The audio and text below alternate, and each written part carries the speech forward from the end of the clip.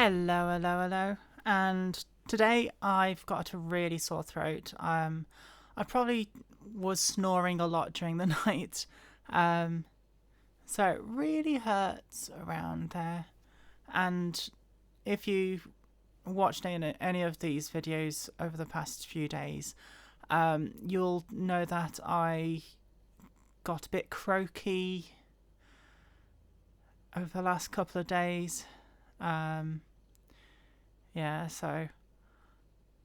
And I've got 4 chapters to do in Leviticus, but a couple of them are about bedroom stuff, so I'm not going to read them. I might summarize them, but I start with one about bodily discharges. And yeah, so apologies for the croakiness and the not being as animated as I have been. I might have the microphone a bit closer so it picks me up all the time.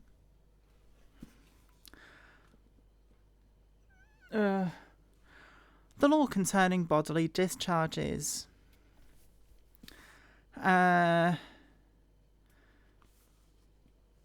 Basically says that bodily discharges are unclean, and if you touch anything that comes in contact with it, then you're unclean. If you do it, then you're unclean. Male or female, it doesn't matter. If you touch anyone who has it on them, or their clothing, or their bedding, then you're unclean as well. Fun. It does say about how to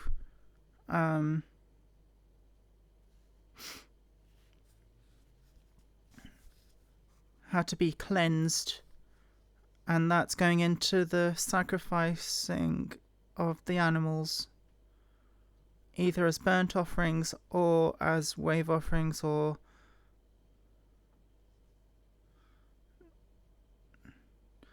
I'll just say it's different types of offerings, because I don't like talking about killing animals, really. I like animals. I'm not a vegan or a vegetarian. I do eat animals. And yes, if a survival situation did erupt, I would kill an animal to live. Yeah. Anyway. The Day of Atonement. Now the Lord spoke to Moses after the death of the 2 sons of Aaron, when they offered profane fire before the Lord and died.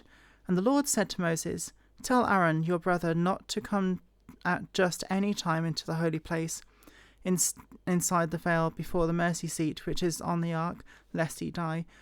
For I will appear in a cloud above the mercy seat.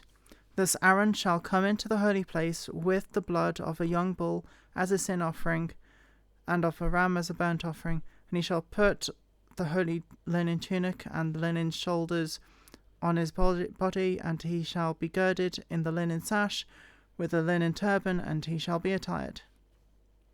These are the holy garments, therefore he shall wash his body in water and put them on.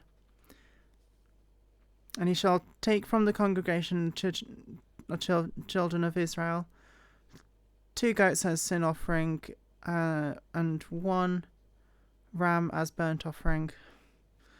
Aaron shall offer the bull as a sin offering, which is for himself, and make atonement for himself and for his house. And he shall take the 2 goats and present them before the Lord at the door of the tabernacle of meeting. Then Aaron shall cast lots for the goats, 1 lot for the Lord and the other lot for the scapegoat. Oh, that's where it comes from. And Aaron shall bring the goat on which the Lord's lot fell, and offer it as a sin offering. But the goat on which the lot fell to be the scapegoat shall be presented alive before the Lord to make atonement for it, and let it go as the scapegoat into the wilderness. And Aaron shall bring the bull of the sin offering, which is for himself, and make atonement for himself and for his house. Then he shall take a censer full of burning coals of fire from the altar before the Lord, with his hands of full sweet incense beaten fine, and bring it inside the veil. And he shall put the incense on the fire before the Lord, that the cloud of the incense may cover the mercy seat that is on the testimony, lest he die. He shall take some of the blood and sprinkle it on his finger on the mercy seat on the east side, and before the mercy seat he shall sprinkle some more with his finger 7 times. Then he shall kill the goat as a sin offering, which is for the people, bring its blood inside the veil, and sprinkle it on the mercy seat before the on the mercy seat. And he shall make atonement for the holy place because of the uncleanliness of the children of Israel, and because of their transgressions, for all their sins. So he shall do for the tabernacle of meeting, which remains among them in the midst of their uncleanness.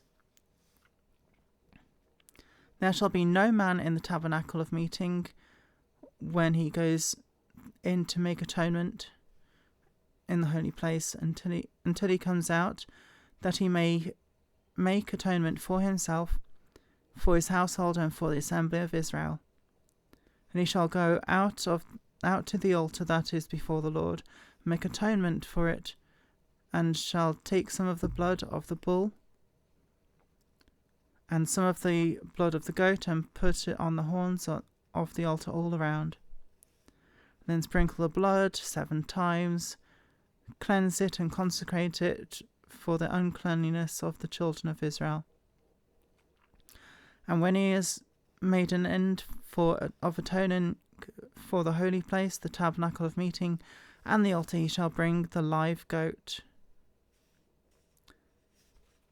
And he shall lay both his hands on the head, and confess the iniquities of the children of Israel, and all the transgressions concerning all their sins, putting them on the head of the goat, and shall send it away into the wilderness by the hand of a suitable man. The goat shall bear on itself all the iniquities to an inhabited land, and he shall release the goat to the wilderness.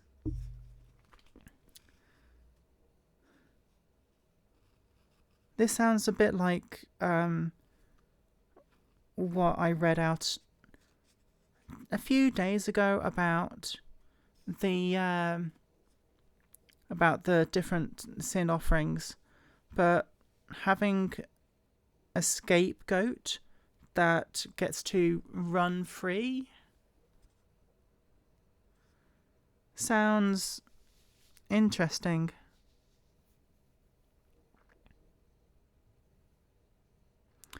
Yeah.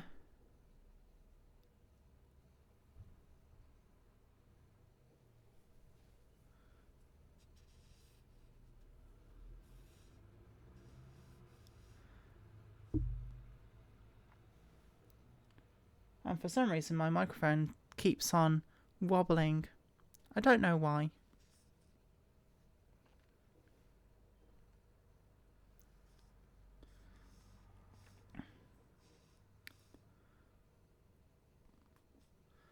Oh, there's something different. Something about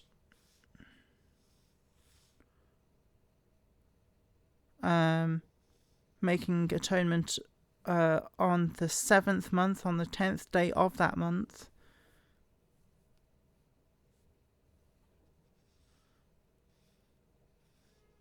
And it is another Sabbath.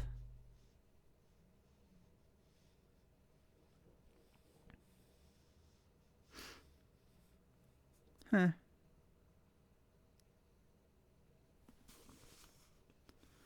All right. Ooh, the sanctity of blood. Great.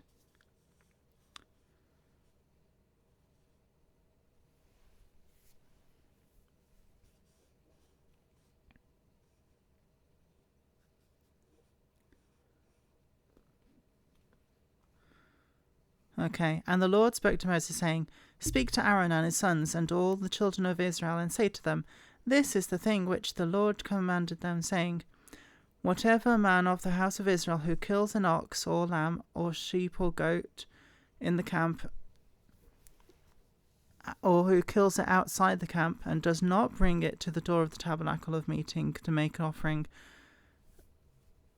to the Lord of the tabernacle of the Lord, the guilt of the bloodshed shall be imputed to that man. He has shed blood. The man shall be cut off from it. Really?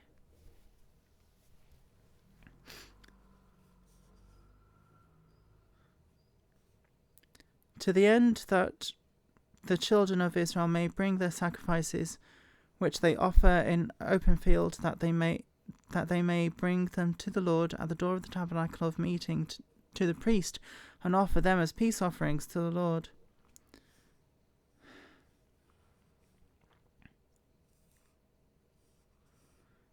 They shall no more offer their sacrifices to demons, after whom they have played the harlot. This shall be statute forever for them throughout their generations.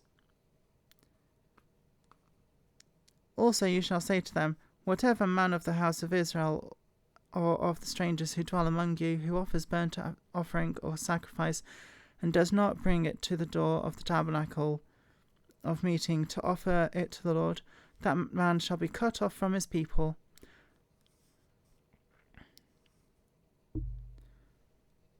Why are you shaking? Okay, this is about sacrifices and offerings to things that are not in the tabernacle, or to the tabernacle, or to God. And not eating any blood as well.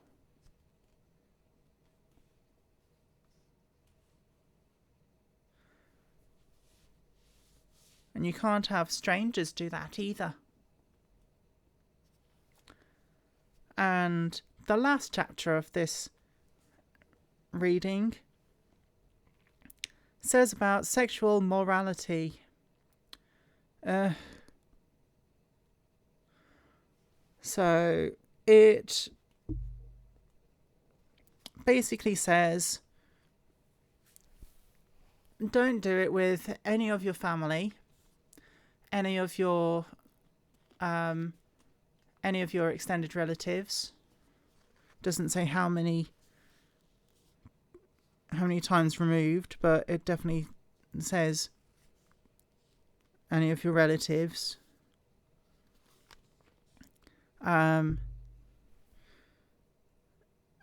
Definitely not with animals. And not with any young, obviously. And not with any strange people.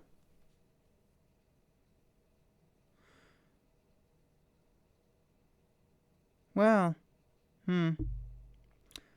Well, it does say about the nations that are in the land of Canaan, because they were into all sorts of weird stuff. So yeah, don't do anything with your family, anyone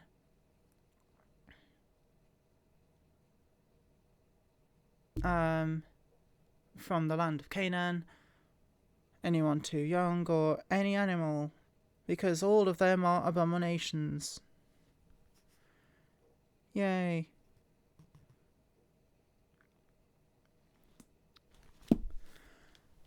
And that's that for the first reading. And interesting topics. Right, I will stop there for this reading, and I'll see you in the next one.